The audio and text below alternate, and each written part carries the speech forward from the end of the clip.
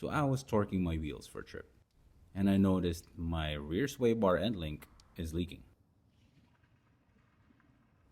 Went to check on the other side. It's still good, but if I'm going to change one, better change both. Luckily, we got our friends from Bevinsee hooked us up with their sway bar end links.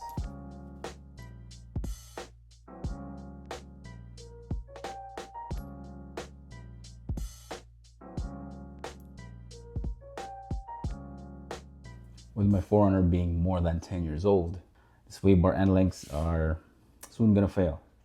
And right now, it's time to change it. So why this compared to others? Number one, it's made of billet aluminum. So it's definitely stronger compared to your OEM sway bar links. And with that, rust and corrosion is out of the picture. Number two, these are adjustable. If you have a lift on your 4Runner, longer sway bar links or adjustables are the way to go.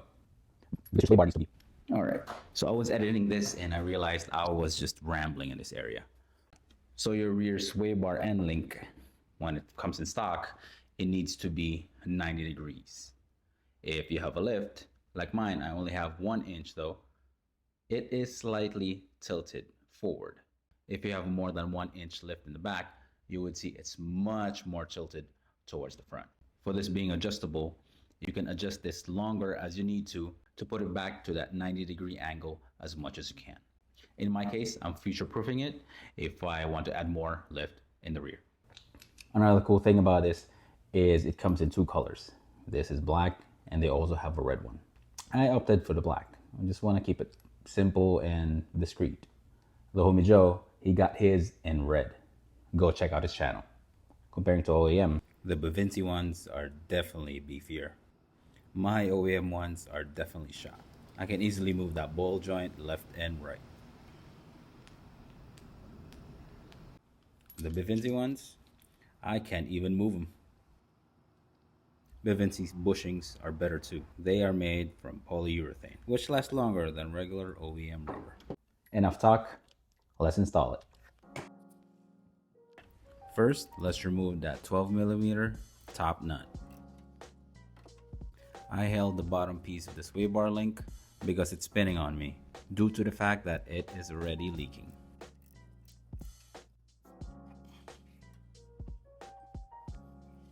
Take out all the hardware from the top. Then we go to the bottom.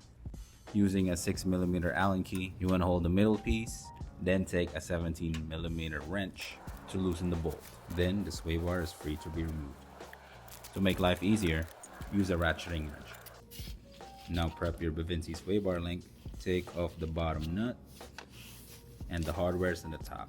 The nut, a black piece, and 1 red piece. Insert the Bevinsee sway bar link to the top and the bottom.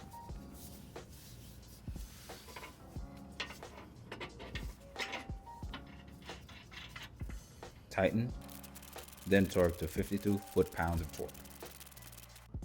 For the top, replace the red bushing with the lip facing down.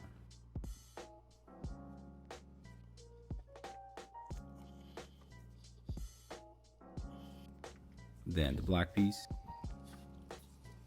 This is a time where you want to adjust it, depending on your lift height or preference. Lock in the adjustments by tightening the lock nuts. Then replace the top nut and tighten to 11 foot-pounds of torque.